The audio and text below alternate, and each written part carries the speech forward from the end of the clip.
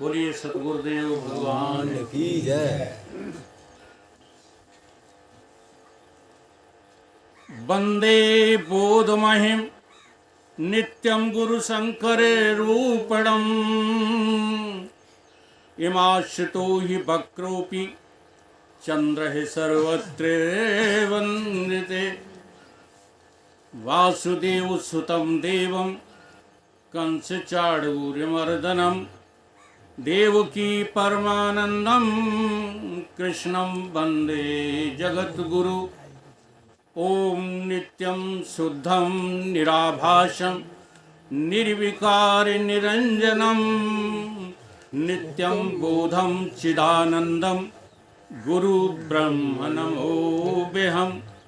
गुरुर्मूला क्रिया सर्वा लोके अस्मिन् कुलनायके तस्मात् सेव्यं गुरु नित्य अर्थ भक्ति संजीवतम मोह निशातम देख विषेख अखंड तिमारुवे सुख धामी पूर्ण प्रकाश भयो उर्मे हिम द्वैत गयो लख एक ललामी सद्गुण कुंज खिले मन मानस कर्म उलूक दुरे भवगामी आत्म रूप विराज रहे गुरुदेव को बारंबार नमामि गुरुदेव को बारंबार नमामि। ब्रह्मचर्य वृत्ति सुअखंड धृति सुकृति सन्मार्ग किए जिन तय प्रकृति से परे विकृति को हरि संसति संताप किए जिन क्षय जगति में जितेंद्र करी जागृति निर्मल सद्ज्ञान दियो निर्भय श्रोता समाज सभी बोलो श्री सतगुरुदेव भगवान की जय। हमारे महाराज जी ने थोड़ा सा मुझे पता लगा है कि सत्संग के उपरांत आपकी पेट पूजा का भी इंतजाम व्यवस्था है, तो थोड़ा इसी खुशी में वाणी में थोड़ा बल तो ले आओ। बोलिए सतगुरुदेव भगवान की जय। सत्य बात है।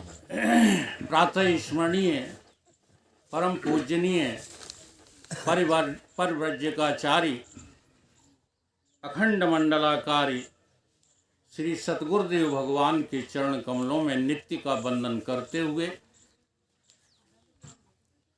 मंचासीन आज की अध्यक्षता कर रहे हमारे बहुत पूर्व परिचित संत हैं, आदरणीय पूजनीय संत विजयानंद जी महाराज के चरणों में वंदन करते हुए सभी संतों के चूंकि हमको नाम याद नहीं है, पता भी नहीं है, इसलिए सामूहिक रूप से मंचासीन यत्र तत्र जहाँ भी विराजमान है सभी तपापूत संतों के चरणों में मेरा नित्य का वंदन।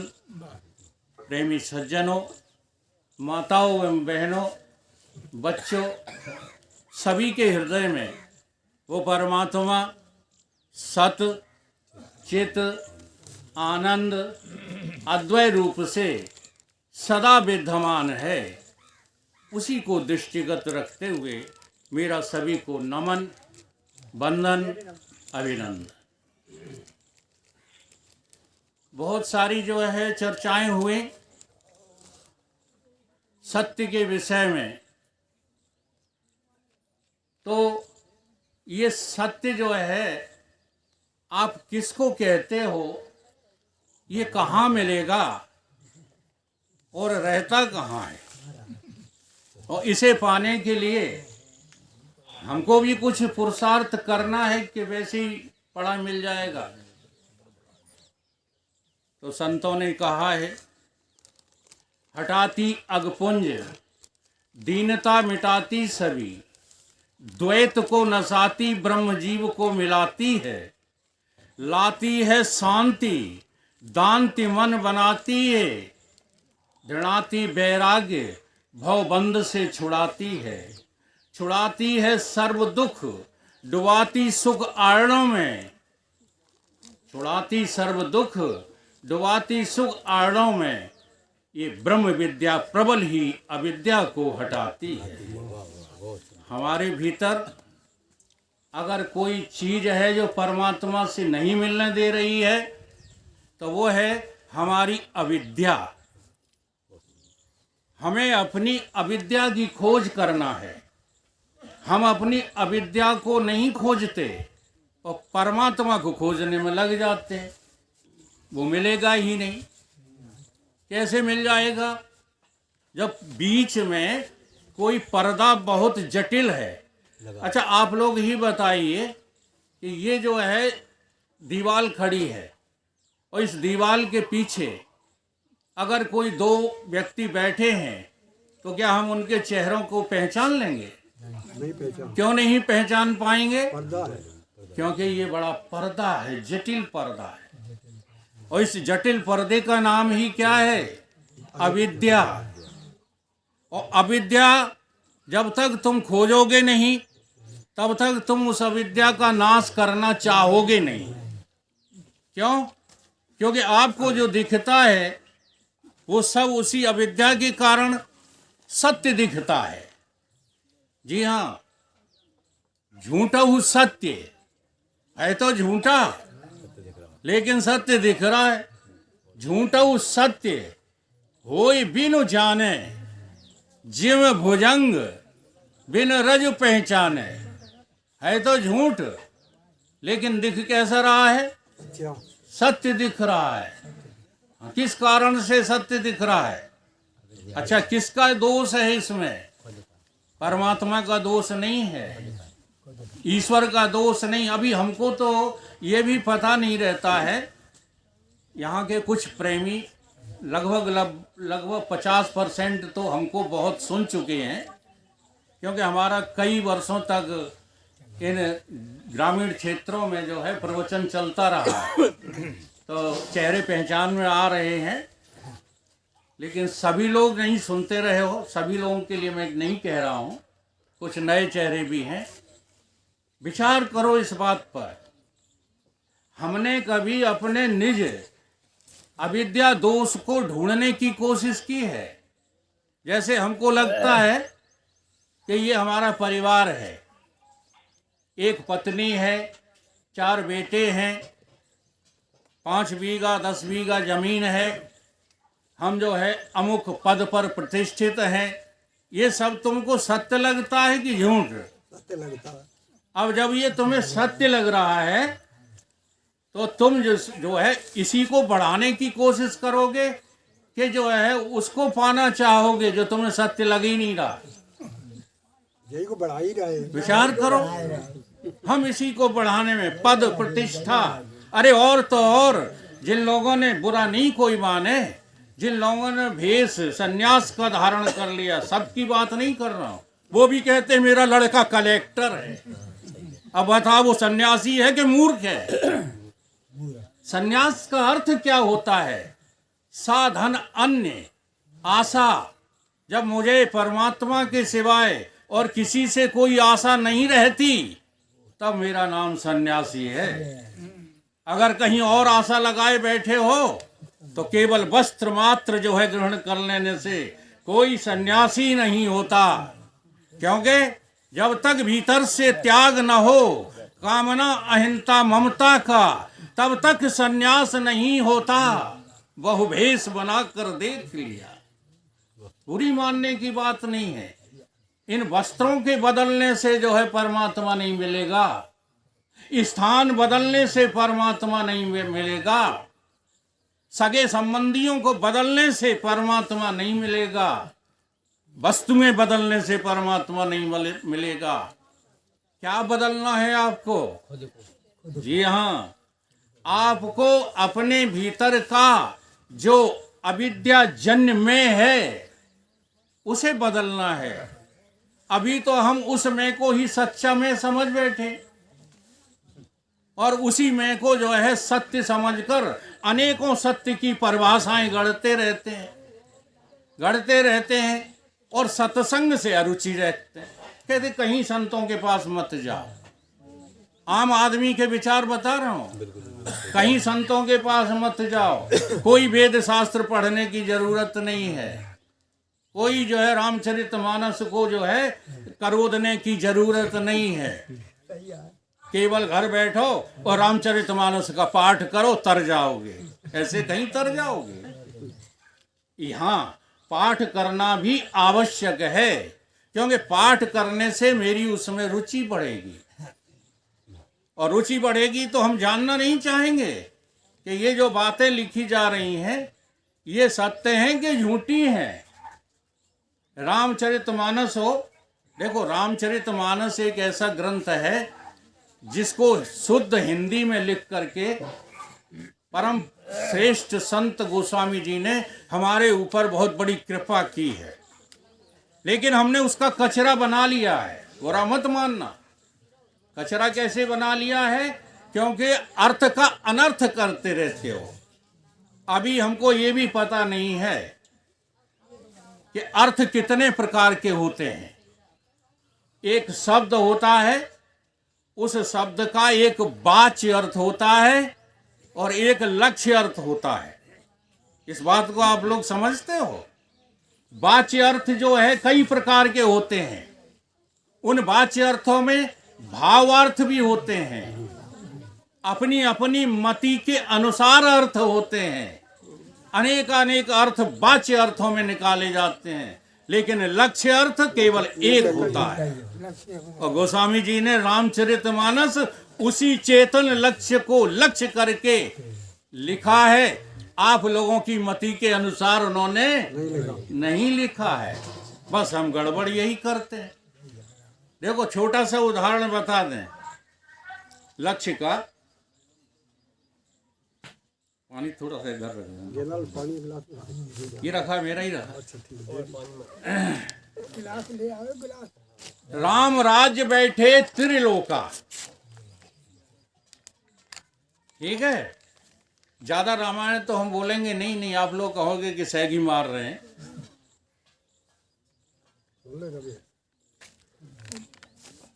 राम राज्य बैठे त्रिलोका।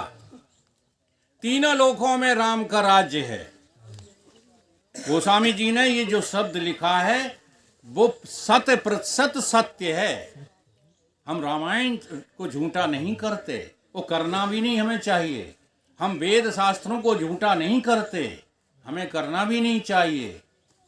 ये कह करके कि शास्त्र में झूठा लिखा है। शास्त्र झूठ नहीं बोलते। जी हाँ, तुम्हारी समझ, तुम्हारी अर्थ करने का ढंग झूठा है। तो जो है राम राज्य बैठे त्रिलोका। अब थोड़ा सा विचार करें।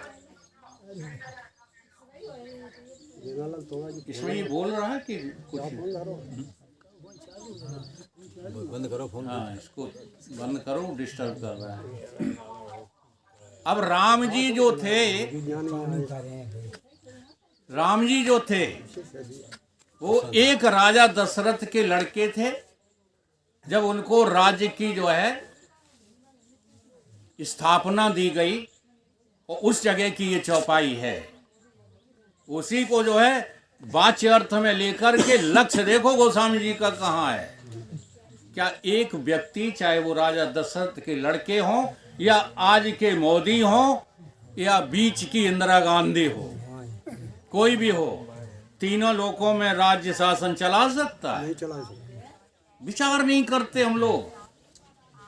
हमारी लक्षणावृत्ति बनती ही नहीं शास्त्रों के प्रति। बस 2 उनकी सुन ली, 4 उनकी सुन ली, और बस खिचड़ी बना करके प्रवचन करने लगे। इसके लिए जीवन देना है आपको पूरा। जब से होश संभालो, आपको भगवान ने क्यों भेजा है यहाँ? पता है क्यों भेजा है यहाँ? यहाँ भोग भोगने के लिए नहीं भेजा, यहाँ परिवार पालने के लिए नहीं भेजा, यहाँ अपनी पद प्रतिष्ठा कायम करने के लिए नहीं भेजा। केवल भगवान की प्राप्ति हो जाए इसके लिए भेजा है। केवल मनुष्य मात्र ही ये बातें सोच सकता है। इसलिए मनुष्य का जीवन इतना श्रेष्ठ रामचरितमानस में बताया है। भाई प्रापत मानुष देहुरिया, तो हरि मिलन की बस यही है बरिया। बड़े भाग्य, वो सबको रटी रटाई चौपाई है ना, इसलिए मैं रिपीट नहीं करता। तो देखो वो वाले राम तीनों लोकों के राजा नहीं हो सकते, लेकिन तीनों लोकों के राजा हैं राम ही। जरा समझिए, इनने मुझसे निवेदन किया था कि वो माया वाला भजन सुना देना। हम सोचते हैं आपको वो सुनाएं जिससे दोबारा आपके दिल में इच्छा हो सच्चाई सुनने की। हाँ, माया वाले भजन सुनाने से कुछ नहीं। गाय बजाए के बहुत जो है गा चुके, कोई असर नहीं होता किसी के ऊपर। जब तक सीधी चोट न करो तो असर नहीं होता। बड़े घन से। जी हाँ। अब जो देखो, एक राम जो राजा दशरथ का लड़का है, वो तीनों लोकों में अपना राज्य नहीं चला सकता। वो एक राम वो है जो तुम्हारे घट में बैठा है। वो भी राज तीनों लोकों का नहीं चला सकता। चलाता हो तो बता दो जो घट में बैठा है। घट में बैठा हुआ राम विशिष्ट राम है, विशिष्ट चेतन है। वो क्या है? अविद्या विशिष्ट चेतन। अविद्या तो तुम्हारी जड़ है, लेकिन वो अविद्या काम कर रही है चेतन की वजह से, इसलिए उसका नाम क्या है? अविद्या विशिष्ट चेतन। अब तीसरा राम वो है जिसे हम ईश्वर कहते हैं। जी हाँ, गोस्वामी जी का लक्ष्य देखिए। हम लोग तो शब्दों में भी फर्क नहीं कर पाते। ईश्वर, भगवान, ब्रह्म एक ही में समेटे फिरते रहते हैं। वजह क्या है? वजह यह है कि हमने सतगुरुओं के सानिध्य में ये विद्या प्राप्त नहीं की। मनोमुखी होकर हम शास्त्रों को रटते रहे, पढ़ते रहे, चिल्लाते रहे, पल्ले कुछ नहीं पड़ा। क्यों नहीं पड़ेगा? क्योंकि गुरु बिन भवनिध तरह न कोई। वेद उदित गुरु बिन लखे, लागे लवण समान, बादर गुरुमुख द्वार भय, अमृत तय अधिकान। ये अमृत बन जाएगी रामचरितमानस यदि सतगुरु के द्वारा इसका आप पान करें तो। जी हाँ, चाहे जिसके द्वारा नहीं, कि उनको तो पूरी रामायण के अर्थ याद हैं, खूब बने रहे। गधे पे चाहे जितना लाद दो वो तो लदा ही रहेगा, और जो लदा है वो गधा है कि इंसान है? सोचो, ये बुरी बातें नहीं, बहुत अच्छी बातें हैं। हम वेद शास्त्रों से लदे घूम रहे हैं, और लदे लदे लदे लदे संसार में जीवन अंत हो जाता है, पता वता कुछ नहीं चलता है। इसलिए सतगुरुओं की शरण ग्रहण करो। चौथा राम है जो सबसे न्यारा है, और जो सबसे न्यारा है उसके अंडर में तीनों लोक हैं। अब ये तीन लोक हैं कहाँ? अपने भीतर झांक करके देखो। आपका जो है आवागमन तीनों लोकों में प्रतिदिन होता है। जो ये जागृत अवस्था है ना, ये कौन सा लोक है? मृत्यु लोक। जी हाँ, यहां से तो आपकी मृत्यु होगी ही होगी। और एक तमाशे की बात बता दें कि रोजाना मरते हो फिर भी मरने से डरते हो। जी हाँ, जैसे जागृत वाला शरीर रात को 10 बजे के बाद, कोई 11 बजे के बाद, जिसका जो समय है सोने का, ये जागृत वाला देह है, यहीं तखत पर या चारपाई पर लेट जाएगा।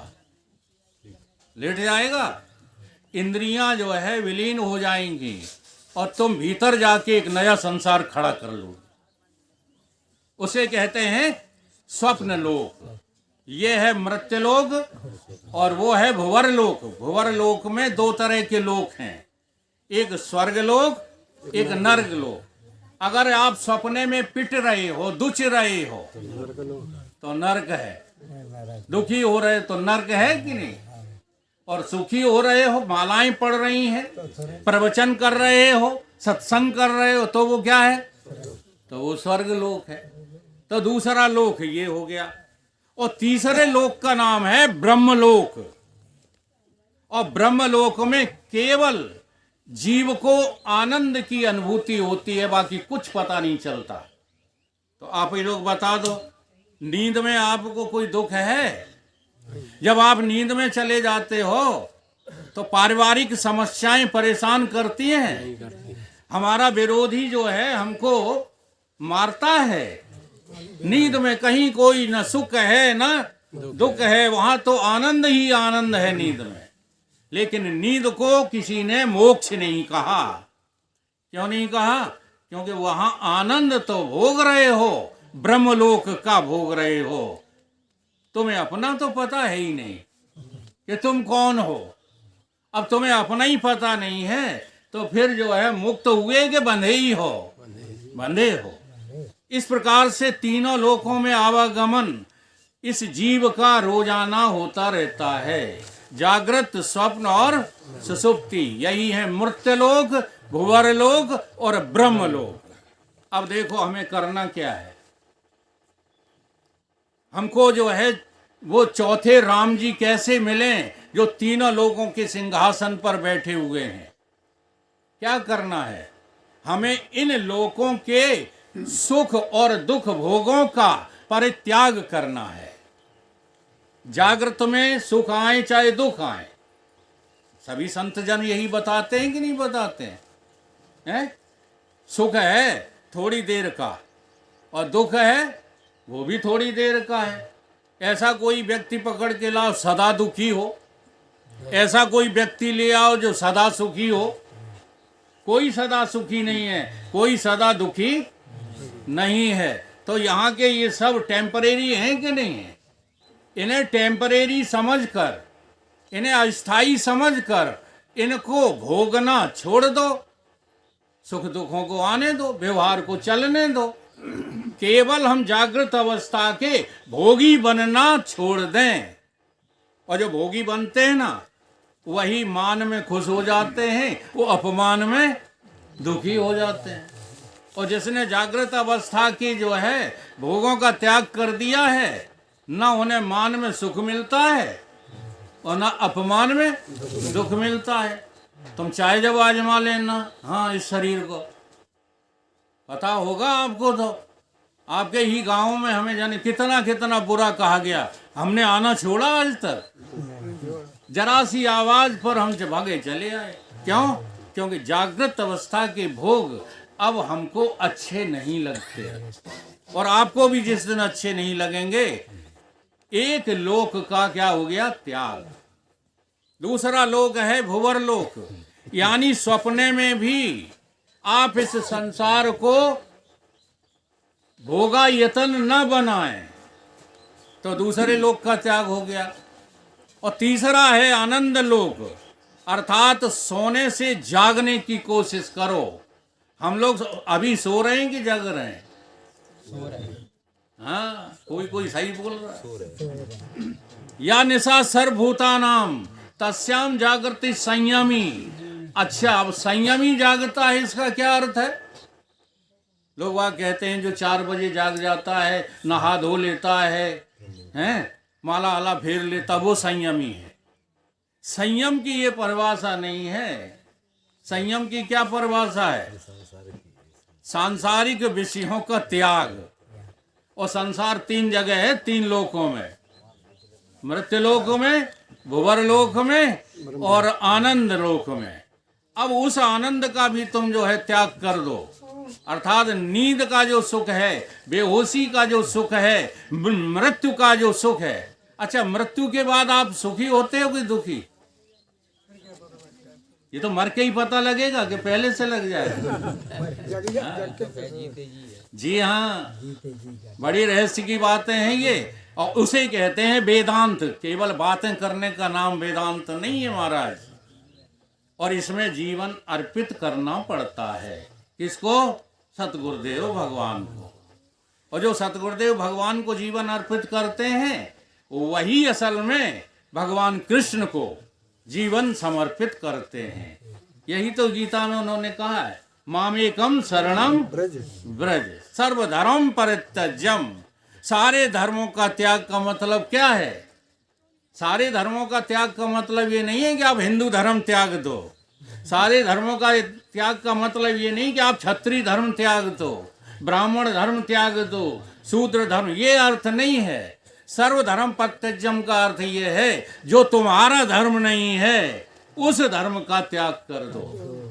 और ये तीनों लोकों के धर्म आपके धर्म नहीं है। नहीं है। इन तीनों लोकों को जानने वाला चेतन वो तू ही है, कोई और है? जागृत अवस्था को हमने जाना, किसी और ने जाना? बताओ। यहाँ सत्संग कर रहे हैं ना हम लोग, आप सुन रहे हो, हम बोल रहे हैं, ये जान कौन रहा है? हम ही जान रहे हैं, कोई और जान रहा है? सपने को कौन जान रहा है?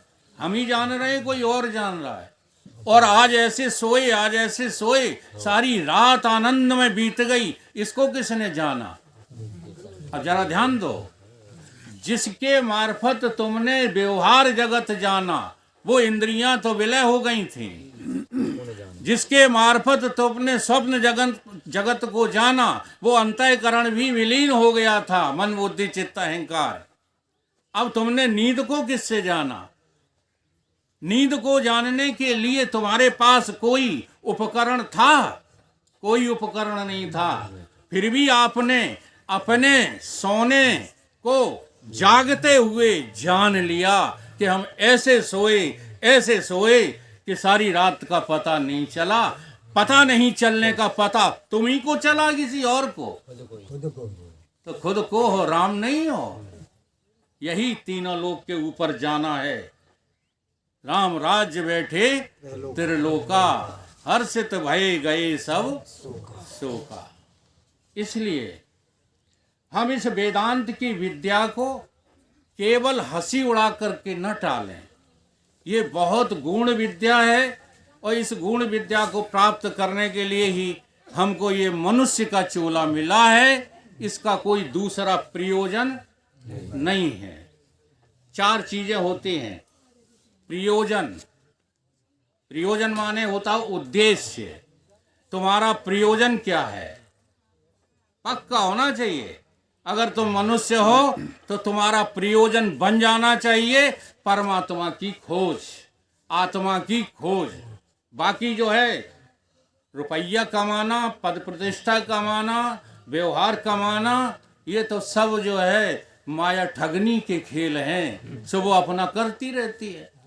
हाँ, अभी हमारे संत जन भी बता गए, प्रकृति एव कर्माणि क्रियामाणान सर्वश। ये प्रकृति ही जो है करती रहती है। प्रकृति के अलावा और कोई कुछ नहीं करता, कोई कुछ नहीं करता।